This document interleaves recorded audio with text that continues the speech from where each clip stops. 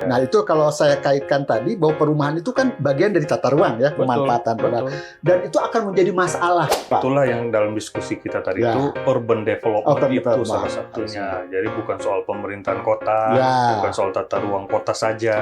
Nah, itulah pembangunan kota. Sekarang ada inisiatif dari DPD untuk membangun RUU perkotaan. Bukan soal kepemerintahan kota saja. Misalnya itu OPD dan sebagainya, itu bukan tiga-tiganya ini. Tapi satu urusan yang namanya pembangunan kawasan perkotaan.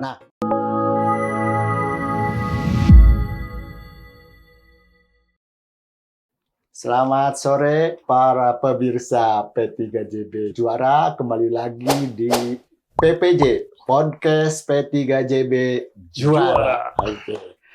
Terima kasih Pak Jehan. Sore ini kita melanjutkan pembicaraan kita ya. Sebelumnya kita sudah membahas tentang isu yang 3 juta rumah ya Pak ya, di mana kita lebih bicara tentang bagaimana sih penyediaan perumahan, rumah dalam arti bangunan dan sebagainya, yang di mana kita mencatat ada beberapa yang menurut Pak Jehan salah sasaran ya, kira-kira tidak tepat, tidak efektif ya. Tidak efektif. Meskipun saya tadi sebelumnya saya ngotot, ini sebenarnya bermanfaat kok Pak, gitu ya. Tapi kata Pak Jehan, boleh jadi tidak imbang dengan yang akan kita yang akan kita tuju ya. Misalkan tadi mungkin bisa disambil ini lagi Pak, bahwa tadi kebutuhan kita itu sebesar apa Pak tentang yang perumahan tadi, mungkin bisa di kalau secara umum garis besar housing backlog tadi kan, pertama kebutuhan perumahan itu akibat pertambahan penduduk. Nah, dan akibat kondisi backlog ini yang jumlah keluarganya itu lebih banyak dari jumlah rumah. Jumlah keluarga lebih banyak dari jumlah rumah. Nah, itu lebih kurang 750.000 plus 800.000. Katakanlah total 1,5 juta. Per apa tuh hitungnya? Tiap tahun. Tiap pertambahan penduduk dan backlog yang belum tersedia. Jadi misalnya yang belum tersedia itu komuter. Komuter itu dia tinggal di rumah orang tua, di rumah mertua, yang lokasinya jauh dari tempat kerja. Sehingga dia akhirnya terpaksa commute jadi pengelaju dalam jarak yang jauh. Dari Bogor, Bekasi, Tangerang, ya kan? Itu jadi masalah ya? Jadi masalah, kemacetan kota nggak pernah selesai. Buktinya sekarang ganjil genap bertambah. Jadi yang istilahnya public transport itu tidak bertambah signifikan. Karena pertambahan penduduk dan pertambahan pengelaju tadi. Jadi meskipun ada Jaklingko dan sebagainya itu nggak signifikan. Ini karena menarik, karena dulu waktu saya kan orang transport Pak, kan kita punya yang disebut dengan transportasi makro Pak ya. Itu ada tentang tata ruang, sistem aktivitas kegiatan, kemudian ada jaringan, kemudian baru ke traffic manajemennya.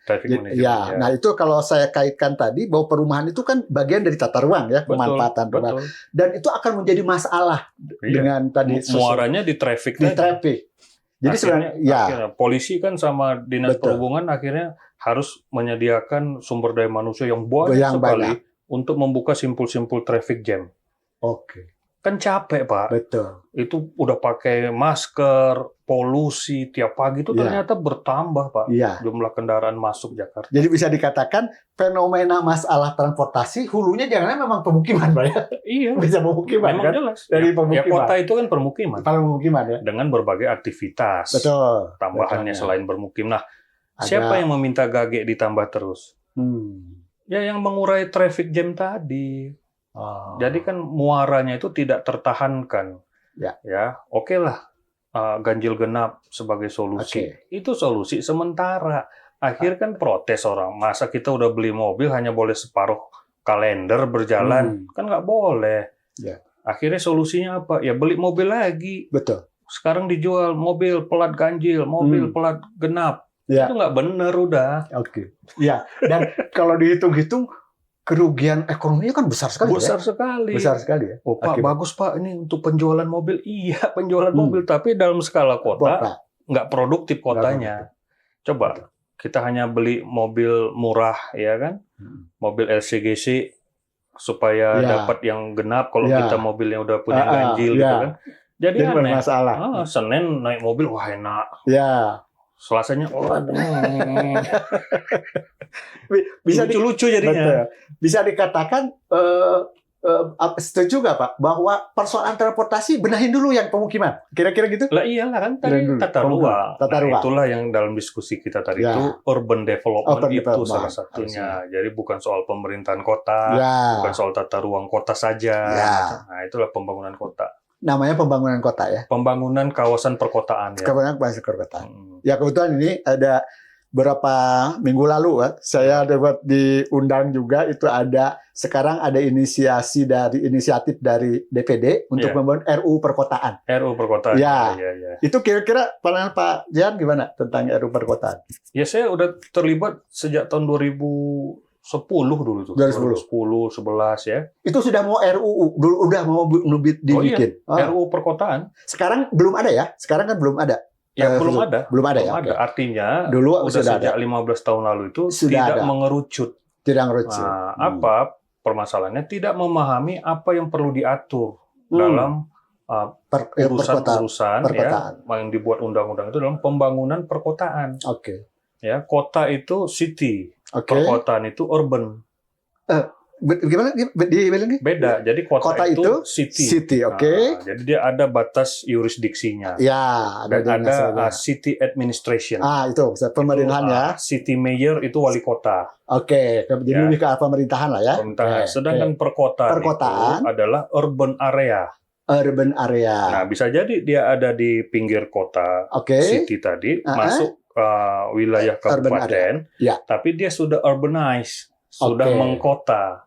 Itu artinya lebih melihat memang ada tentang interaksi tadi ya, Nah, sosialnya. artinya urusan perkotaan itu adalah urusan yang lintas kota maupun kabupaten. Nah, sedangkan ya ini dari satu sisi yaitu perkotaan itu diartikan sebagai pemerintahan kota. Itu yang Dari urusan. Bangda Depdagri Betul. merasa ini urusan kita. Iya.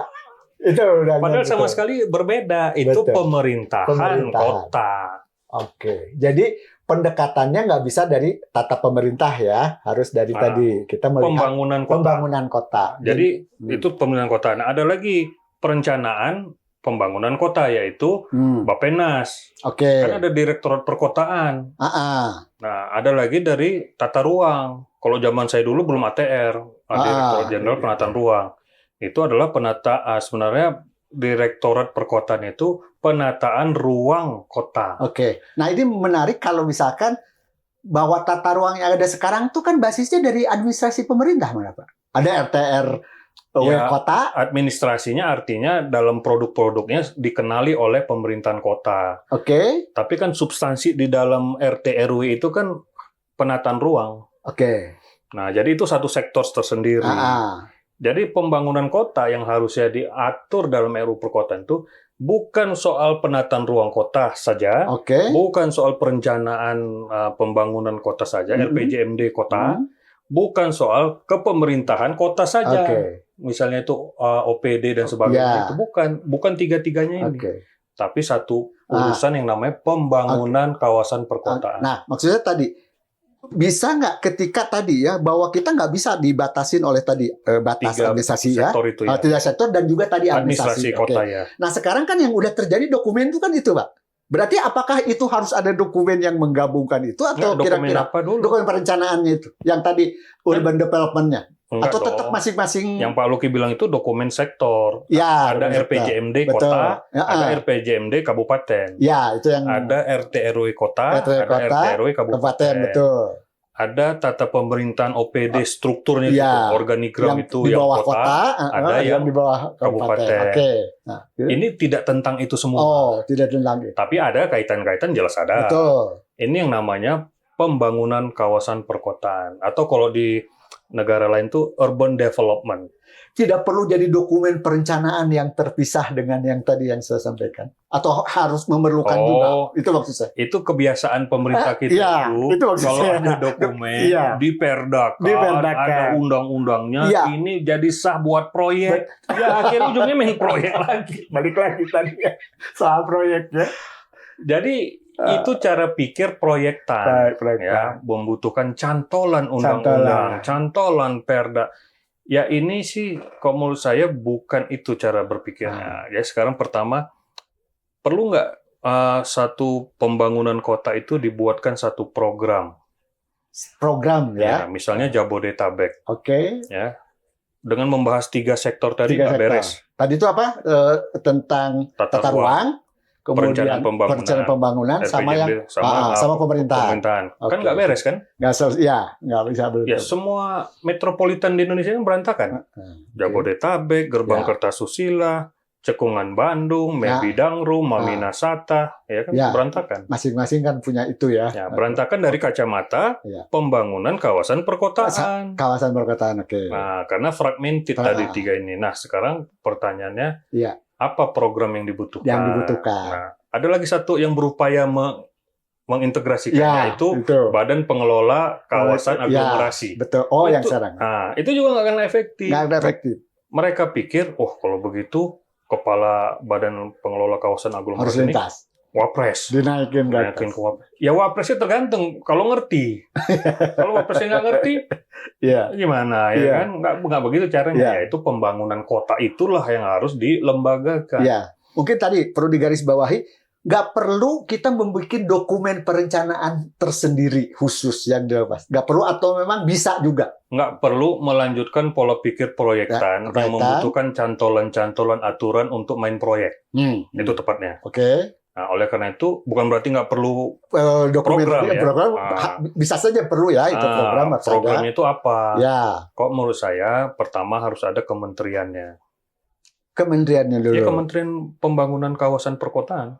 Urban Development Ministry. Kalau di Amerika itu namanya Department of Housing and Urban Development. Ya, kalau di banyak negara itu, misalnya Jepang, MLIT itu, dia tidak persis urban development-nya di ministrinya, tapi ministrinya udah terpadu, Ministry of Land, Infrastructure, and Transport. Mereka punya organ yang namanya HUD, Housing and Urban Development Corporation. Jadi di tingkat eksekusi. Khususnya ada. Nah, artinya sebenarnya kuncinya di BUMN itu. Di BUMN-nya. Kalau di kita kira-kira yang tadi kalau perkotaan itu, misalkan tadi kan kebutuhannya kementerian. Sekarang yang ada berarti bercecer di mana saja itu? Ya tadi fragmented. Mau masukin listrik Wanipiro, mau masukin jalan Bina Marga Wanipiro. Ya nasional PU-nya ngajarin Wanipiro, ya provinsinya juga ikutan. Kalau tadi di luar itu berarti semua yang nangani itu ada eksekusinya, tidak perlu keperluan departemen lain gitu ya, kementerian lain. Mereka sendiri yang nanti. Nah, berbasis kawasan. Kawasan. Nah, tadi kementeriannya membina ini si BUMN. Katakanlah misalnya Perumnas dibina lagi. Karena Perumnas itu dulu saya membuat kajian tahun 2011, itu ada kajiannya di Perumnas. Perumnas menuju NUDC. Apa itu? Ya, National Housing and Urban Development Corporation, NHUD. Jadi sebenarnya Perumnas juga sadar bahwa Perumnas kita ini nggak berdaya karena tidak pada perannya. Nah, belajar dari Perumnasnya Jepang, belajar dari Perumnasnya Singapura. Ya, Perumnas itu harusnya otoritatif ya dan eksekutor atau apa? Bukan regulator ya? Bukan. Regulator itu berbasis kawasan. Basis kawasan. Nah, jadi kawasan apa? Misalnya ada kebijakan menata kawasan permukiman kumuh di sepanjang bantaran sungai. Urban redevelopment. Dulu udah pernah ada dengar sayup-sayup urban redevelopment, anggarannya banyak, tapi nggak ngerti how.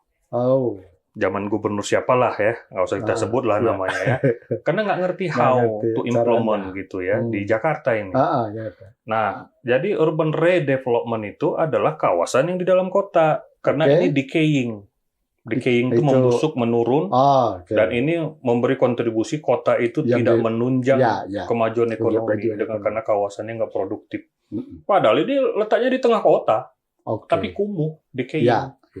Nah, ada kawasan-kawasan baru di pinggiran kota atau di kawasan baru lain yang tidak dikembangkan dengan arah pembangunan si BUMN tadi, urban development tadi. Ya jadi bisnis-bisnis swasta. Nah itu, maksudnya sekarang ada terjadi, tapi memang bukan dari pemerintah atau dari negara kan? Iya. Mereka jadi yang swasta. Tidak pada jalur yang tepat, tidak on the right track ya. Jadi yang satu ke arah bisnis, yang decaying tadi. Sekarang misalnya ada program namanya Kotaku, Kota Tanpa Kumuh. Dulu targetnya 2019 Indonesia bebas kumuh. Ya, 0%. Tapi ternyata tidak terjadi. Kan bohong. Iya dong. 2015 sampai 2019 target tanggung. Nah, sebenarnya kenapa mereka terpaksa bohong? Pertama, karena yang memberi uang itu pengutang, namanya World Bank. Dan yang menjalankan itu tidak punya konsep, namanya proyektan. Ya sudahlah, akhirnya apa? Beban negara, bayarin utang. Nah, apa yang terjadi di Kotaku itu?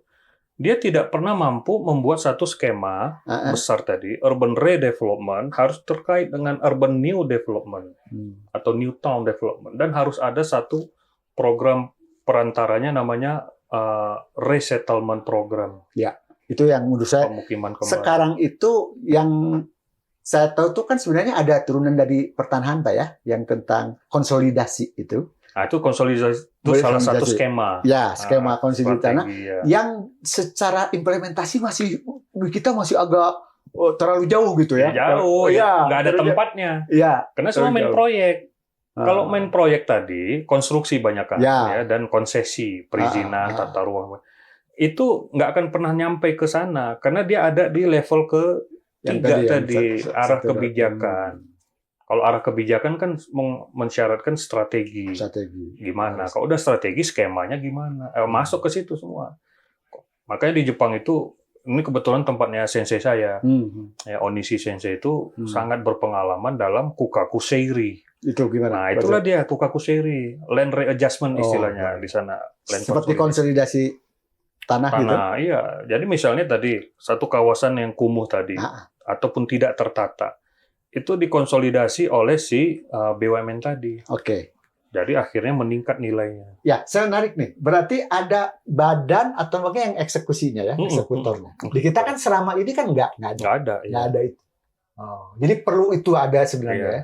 Itu dan dulu sebenarnya Perumnas harusnya yang bisa. Perumnas, kemudian di tingkat provinsi itu misalnya Jabar ini Perumda, BUMD, di tingkat kota kabupaten juga ada Perumda lagi. Yang masuk di situ ya. Di situ ya. Jadi ini pusat itu kan harusnya kementerian itu kan pekerjaannya membina ya, Cipta Karya misalnya ya. Dia jangan main proyek lah ya, dia membina BUMN, dia membina BUMD supaya si BUMN ini bisa memberikan contoh gimana urban redevelopment itu. Nah, jadi di banyak kasus di Singapura, di Jepang, Korea Selatan itu ada satu kawasan itu yang terlibat tuh BUMN dan BUMD. Itu mereka di level apa, Pak? Di level hanya di konstruksinya saja atau hulunya kira-kira masih dari pemerintah atau mereka juga ngerencanain yang tadi BUMN atau BUMD itu? Atau hanya mereka melaksanakan perencanaan? Pertanyaannya sebenarnya apakah mereka bisa membangun di daerah? Nah, kan itu. Jadi ini awalnya BUMN itu memberikan contoh bahwa ini program nasional. Nah, ketika program nasional itu presiden kan mengumpulkan gubernur, bupati, wali kota. Ya, itu gubernur, bupati, wali kota menyetujui tanpa disebut PSN pun ya mendukung. Nah, jadi misalnya ambil contoh kawasan Gede Bage misalnya itu harus jadi program nasional. Nah, program nasional itu termasuk pengembangan kawasan. Bukan menjustifikasi satu developer menguasai 300 hektar. Jadi cuma kebagian dikit-dikit. Berarti di pemerintah ada konsepnya dulu ya, tentang kawasan itu seperti apa. Nah, developernya ikut di dalam master plan kawasan itu. Mereka ada ngebangun apanya gitu kira-kira ya gitu? Ya, mereka ngambil 20 hektar atau 50 hektar untuk di-develop ya kan. Ya kan kawasan pemerintah itu tidak berarti BUMN, BUMD-nya itu jadi developer yang kecil-kecil, enggak. Tetap bisa juga tadi ya developer. Ya, developer swasta itu ya justru mengisi kawasan itu. Tapi led by government. Nah, itulah yang dilakukan Perumnas dulu. Ya, Depok itu kan yang mengembangkan Perumnas.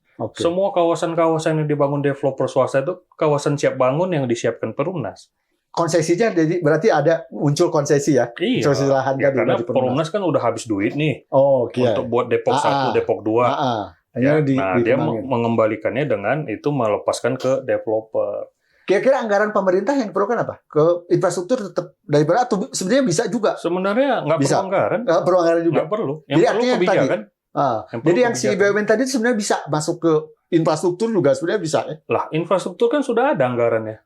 Dari yang Cipta Karya oh ya maksud saya tadi, perumahan. ya berarti infrastruktur dari pemerintah itu tetap ada yang sektor tadi ya masuk Ya, ke infrastruktur kawasan kan memang kewajiban kewajiban pemerintah. pemerintah. Jadi infrastruktur jalan, misalnya kita bicara di level permukiman, Ya, itu infrastrukturnya Cipta Karya. Oke. Di level kota, kabupaten, provinsi itu ada di Bina Marga dan Pengairan. Infrastruktur energi ada Ya. di SDM. Itu yang disiapin ya, disediain. Jadi selama ini infrastruktur macam-macam itu fragmented, Oke. main proyek semua. Iya. Atau tadi tidak diarahkan sebenarnya mau ngedukung kawasan yang mana gitu kan? Ya tidak diarahkan Tidak, karena ya. kawasannya nggak ada. Kawasannya sendiri belum ada yang mau dikembangin. BUMN ya. yang mengembangkan kawasan nggak ada. Kementerian yang menyiapkan itu nggak ada. Oh. Nah, jadi berbasis kawasan, bukan berbasis pemerintahan daerah. Nah, pertanyaannya kalau ada misalnya satu Kawasan. proyek, katakanlah BUMN ya, Perumnas, mengembangkan kawasan Gede Bage, misalnya, atau di geser lah, bukan di Gede Bage lah, misalnya di mana, di Jawa Barat, 300 hektar. Ya. Bagaimana ini alihnya nanti ke Pemda? Nah, itulah ada namanya masa tenggang. Masa tenggang. Untuk pembangunan, penyiapan pengelolaan, ya, dan akhirnya serah terima. Itu nanti balik lagi ke pemerintah jadinya. Oh iyalah. Jadi yang untuk maintenance dan sebagainya ya. Gitu. Ya kan nanti kalau di dalam itu ada yang mau ngurus izin mendirikan bangunan, siapa? Perumnas mana bisa ngeluarin PBG? Termasuk yang tadi pemeliharaan infrastrukturnya juga. Oh iya. Sampai yang ada di pengelolaan dan sebagainya. Nah, jadi mirip SPAM sebenarnya. Oh, SPAM itu kan dikelola proyek pusat itu berapa tahun? 5 tahun mungkin ya? Iya, bisa 5 tahun. Nah, kalau kota itu mungkin kalau saya sih sekitar 20 tahun lah. Per 20 tahun. Nah, bukan sampai jadi bisnis properti terjual semua, enggak. Oh, nggak perlu. Ya, kota itu kan 20 tahun belum apa-apa.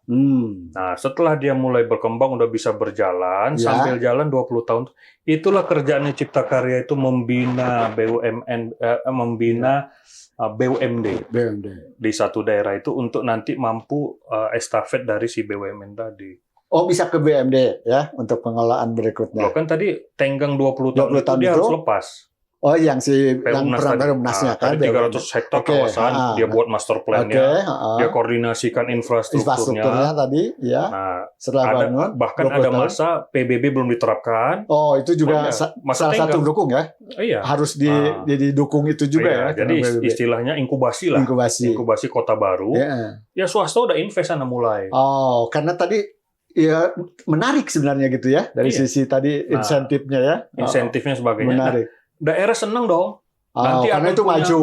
Akan punya kawasan 300 hektar yang bernilai tinggi, menghasilkan pendapatan. Tapi dia harus disiapkan. Si tadi, yang BUMD tadi ya. BUMD dan si dinas terkait. Dinas terkait untuk mendukung. Jadi Cipta Karya itu harusnya mengajarkan kepada Cipta Karya provinsi atau kabupaten untuk membina BUMD-nya. Ini kami udah kasih contoh karena dia membina BUMN-nya. Jadi Cipta Karya itu kerjanya membina itu banyak banget. Nggak boleh main proyek. Ini sekarang main proyek. Ribuan proyek itu. Saya sekarang ngebayangin kan gitu. Kan tadi BUMN-nya nggak belum. BUMD-nya juga apalagi. Sekarang kan yang kita lakukan sama kita OPD. Ya OPD. Ya kan OPD. Nah udah Bapak kan ini belum. Pak Jan mengatakan dia nggak memadai gitu kalau nggak OPD. Ya habis lo kantor ini. Kalau OPD ngelola. Ya kita lihat contohnya UPT dibuat, misalnya UPTD. Untuk sebenarnya UPT kan untuk menyelesaikan tadi ya. Ternyata UPTD juga nggak memadai. Harus BUMD. Itu kira-kira yang bedakan tuh karena mereka bisa lebih fleksibel dalam arti tadi ya, investasi. Bisa fleksibel investasi, bisa mengelola secara profesional. Karena kalau UPTD itu kan lebih sangat teknis. Iya. Dan itu tetap balik lagi kan anggarannya harus berbasis tadi tahunan gitu kan. Harus ada perencanaan segala macam. Oh iya, kalau perencanaan itu bagusnya BUMD kan? BUMD. Dia berkembang kan, bukan rutin tahunan ya. Bahkan BLUD aja pun nggak memadai. BLUD nggak memadai. Iya, di kita tuh betul. Jadi tahapannya itu UPTD, BLUD, baru bisa BUMD. Karena ini ada bisnisnya. Ada bisnisnya. Nah, nanti kerjasama dengan developer. Swasta, ya kan? Sebenarnya perantara tadi yang tahapan tadi mungkin juga bagus ya. Dari UPTD ini kita kembangkan jadi ya mungkin nggak langsung ke BUMD ya. Menjadi BUD dulu misalkan ya. Nah, saya kira kan. Ya kalau saya sih nggak usah mulai dari UPTD. Ya langsung. BUMD kan ada. Oh, yang udah ada sekarang. Pasti ada BUMD yang mangkrak. Karena paradigma pembangunan sebelumnya nggak seperti itu. Tidak membuat pemerintah lead the development. Jadi harusnya public sector led development. Oke. Government Jadi driven. harusnya berarti BUMD ya atau BUMN tadi itu kan punya keunggulan lebih dibanding. Jadi artinya dia bisa punya posisi gitu ya, karena didukung oleh kebijakan tadi. Itu di Singapura namanya Housing Development Board. Ya. Di Jepang namanya Urban Renaissance Agency. Itu dia lebih hebat dari developer paling hebat di negaranya. Nah, itu maksudnya. Tapi bukan berarti dia jualan ruko. Enggak, dia nggak jualan ruko. Dia pengelola kawasan. Dia menetapkan lokasi di mana ini kawasan berkembang. Kalau developer sekarang kan, gua di sini, dia udah bebasin lahan, tapi dia kembangkan isu. Oh, ini Bandung ini cocoknya ke barat, padahal dia ngosin di timur.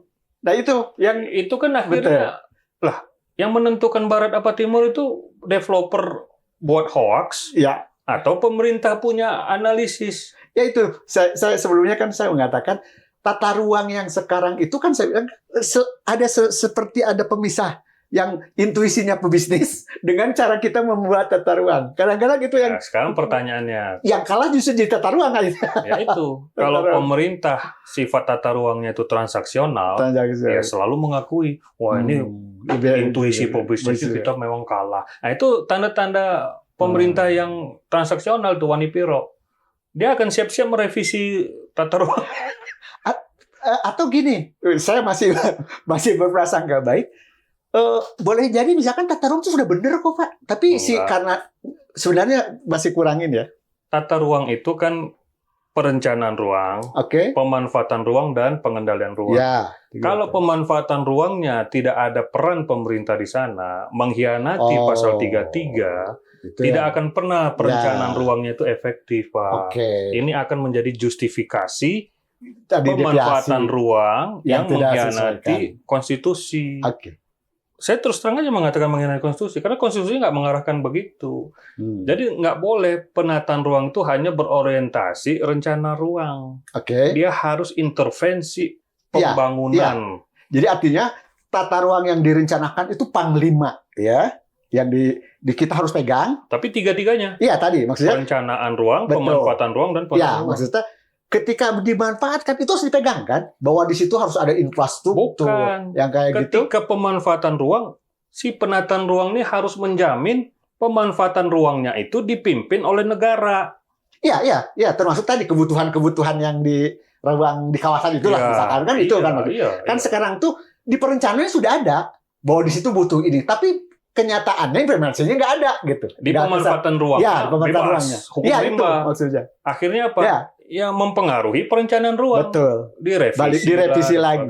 Itu maksud saya. Jadi di perencanaan mungkin sudah betul waktu dianalisa, tapi ketika di pemanfaatan ruang ternyata nggak ngarah ke situ gitu. Pembangunan yang. Ya akhirnya nggak betul dong. Ini kan satu siklus, Pak. Betul. Ketika pemanfaatan ruang sudah dikuasai oleh bisnis, ya si bisnis ini kan bisa mengatakan, oh nanti kita atur itu rencana ruangnya.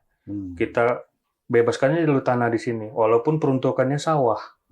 Karena dia sudah punya kebiasaan mengatur rencana tata ruang.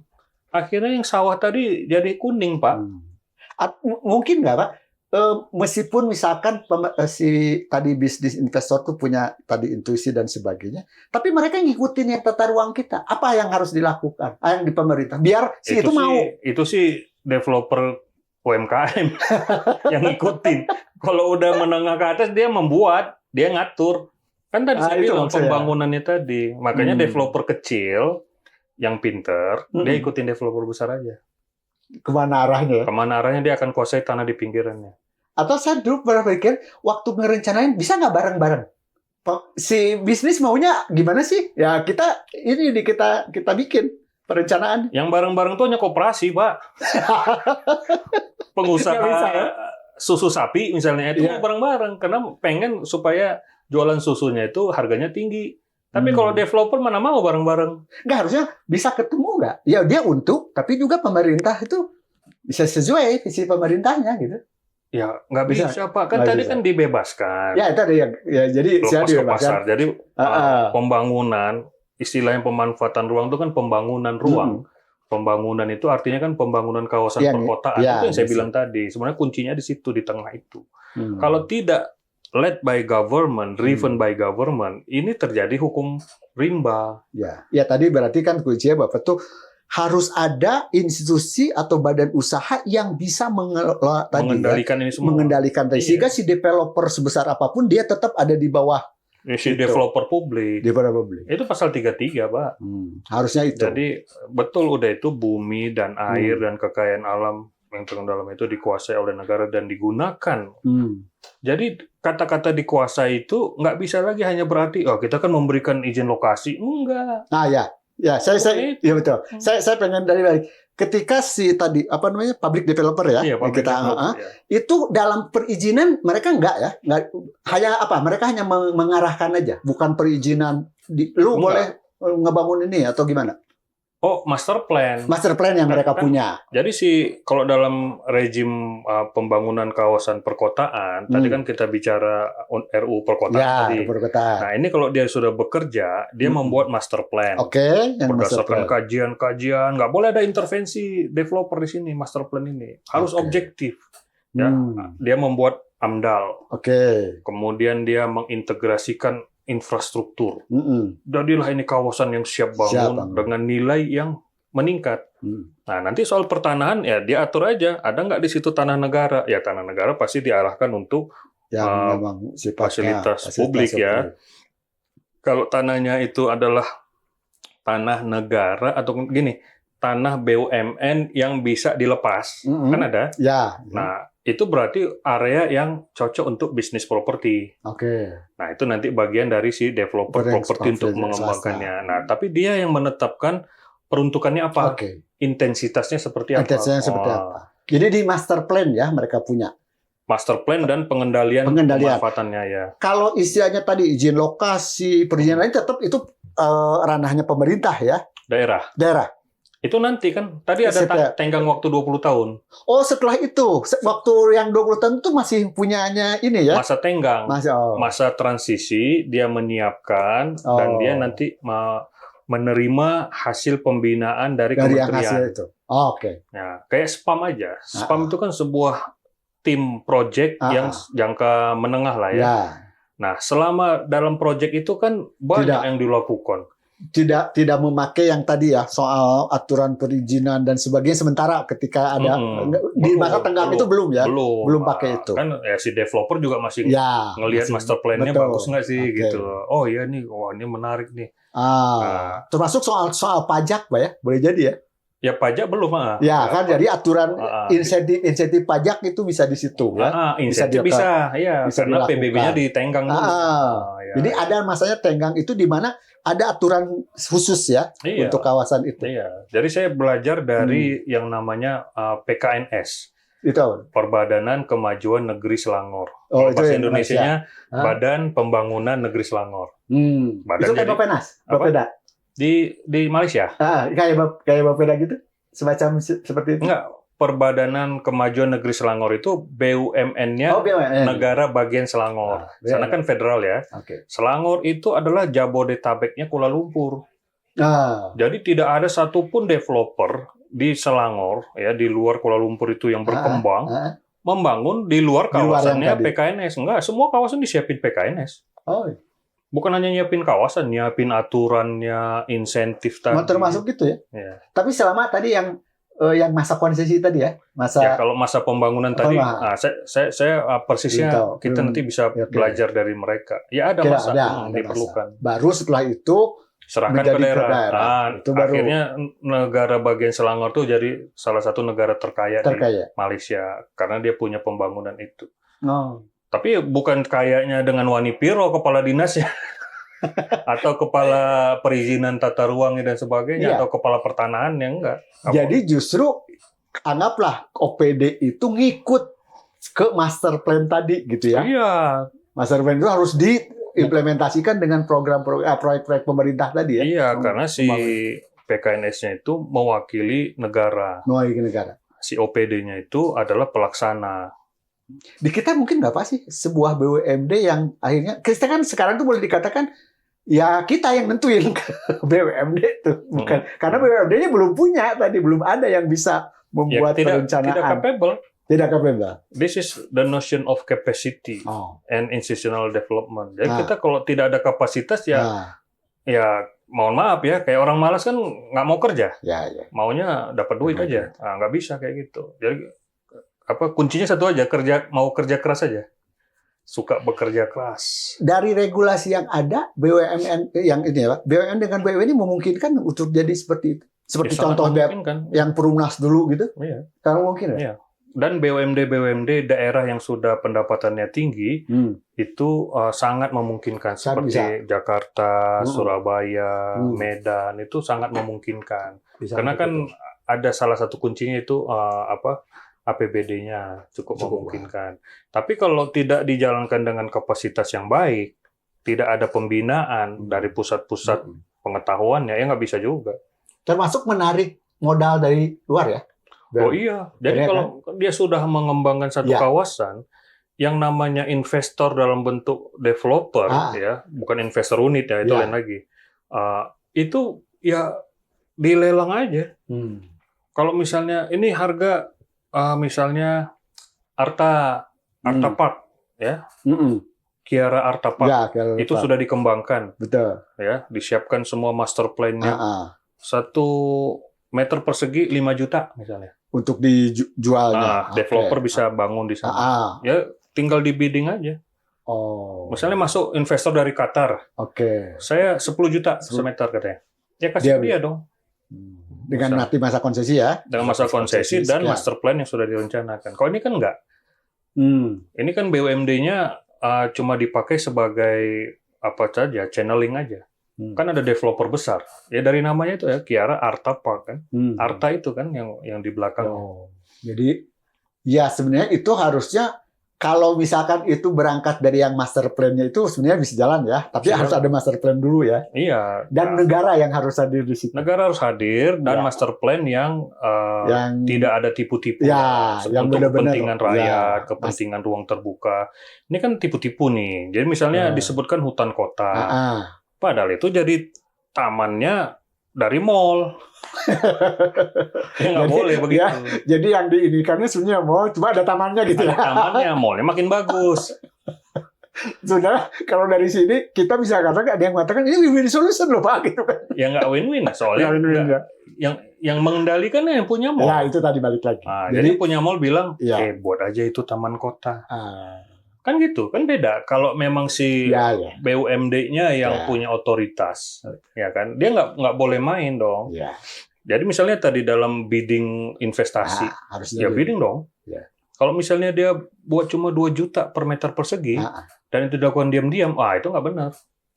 Soalnya apa? Pemerintah udah membangun prasarana ke sana, sudah mengalokasikan tata ruang yang di sana sesuai dengan kebutuhan ekonomi kota. Itu nggak boleh dibuat tertutup gitu. Ini kan tertutup. Developer kan cuma itu dia aja itu aja. Nggak boleh kan? Ya tadi kata kuncinya negara, pemerintah hadir melalui yang master plan tadi ya. Kemudian bidding terbuka gitu ya. Kemudian siapa yang memang mau ngikutin itu. Dan si pemerintahnya harus capable. Yang ketika membuat tadi master plan-nya. Oh, ini mau bangun mall, boleh mall. Tapi udah dengan hitungan gitu ya. Tapi mall yang bangunan rendah ya. Seperti apa? 3 lantai, 4 lantai, jangan bangunan tinggi, misalnya gitu.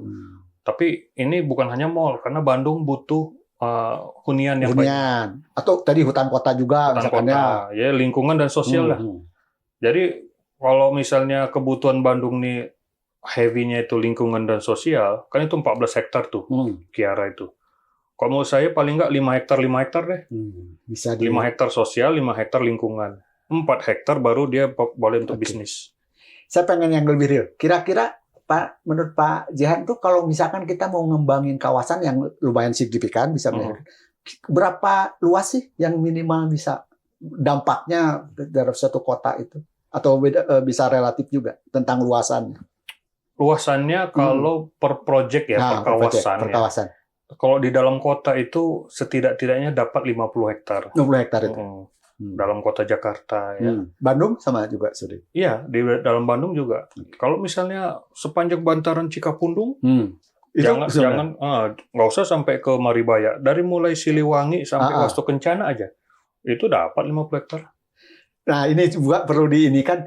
Jadi yang kita bahas kawasan tuh bukan berarti ini satu ini ya. Boleh jadi di sepanjang sempadan misalkan. Ya, itu jadi suatu kawasan. Itu untuk redevelopment. Ya, betul. Ya. Dan itu bisa di bisnis juga. Bisa memungkinkan untuk mengundang tadi. Iya dong. Bisnis bisa ya. Sekarang pertanyaannya, bagaimana meresettlement warga yang di sana? Iya, betul. Ya, kalau mereka cuma dikasih uang 2 juta suruh pergi, ya demo lah. Datangin beko dibakar. Ya nggak gitu caranya. Jadi harus dihitung mereka mau suruh kemana, kemudian penghidupannya jadi seperti apa, gitu aja. Kira-kira gitu. Ekonomi baru, kawasan baru, baru mereka mau pindah. Jadi, termasuk konsolidasi tadi tanahnya ya. Jadi misalnya kita mau bangun di dekat-dekat Kota Baru Parahyangan, karena terbukti berhasil. Oke, kita thank you ke developer bahwa waduk itu ternyata bisa dikembangkan, walaupun soal kelembapan tingginya juga harus diperhatikan ya. Nah, kira-kira kalau warga bantaran Cikapundung tuh ditawarkan untuk resettlement ke Kota Baru Parahyangan, mau nggak? Mau dong. Tapi di sana ekonomi udah maju, udah berkembang. Jadi ojol aja juga rame. Iya kan, buka apa? Sekarang udah banyak masuk investor. Banyak. Misalnya ke arah timur, misalnya arah Ujung Berung, mana kawasan yang berkembang. Jadi harus mengembangkan kawasan dulu. Makanya segitiga tadi itu redevelopment, new development, and resettlement itu harus punya. Kalau nggak punya kapasitas itu ya nggak bisa. Akhirnya nanti ya eviction jadinya, penggusuran. Jadi sekarang itu karena kita nggak punya kapasitas tadi, yang masuk kan intuisi bisnis ya. Bisnis dan akhirnya ya jual konsesi aja. Jual konsesi. Nah, itu kan terakhir ya Wanipiro. Transaksional. Nah, itu yang nggak bisa lagi dibiarkan. Oke, gitu, ini satu lagi terakhir aja. Ini karena kita bicara kawasan kumuh kan kita punya kewenangan, Pak ya. Ada yang disebut kewenangannya pusat tuh di atas 15 hektar. Kemudian yang provinsi itu 10 sampai 15 hektar, di bawah 10 itu kabupaten. Nah, kita tuh yang sekarang paling nyata tuh itu. Kita disuruh punya amanah itu. Kira-kira itu gimana caranya biar itu berdampak yang secara signifikan? Kita menata di kawasan kumuh tadi. Ya, kalau Jawa Barat ini termasuk mungkin ya yang kumuhnya paling banyak di Indonesia ini. Ya, bisa jadi. Karena pusat-pusat perkembangannya itu termasuk punya metropolitan paling besar. Ya, Bogor, Depok, Bekasi itu metropolitan. Cianjur itu sudah sedikit terpengaruh ya. Kemarin Pak Gubernur banyak menata kawasan Cianjur. Kemudian Bandung Raya, Cekban ya, Bandung, belum lagi Cirebon ya. Jadi kalau Jawa Barat ini berhasil menata permukiman kumuh metropolitan, itu bisa jadi ukuran nasional. Ya, sementara Jakarta belum juga loh. Ya, kalau saya sih hitung-hitung kayaknya lebih banyak Bandung deh. Lebih banyak Jawa Barat ya kumuhnya. Pendekatannya tadi yang skemanya yang sebenarnya kan kecil ya. Iya, harus terintegrasi. Jadi kalau di Singapura itu dia punya 2. Jadi ada Urban Redevelopment Authority dan ada Housing Development Board. Nah, ini di banyak negara disatuin. Kalau di India namanya HUDCO, Housing and Urban Development Corporation. Itu eksekutornya, operatornya? Atau itu operator.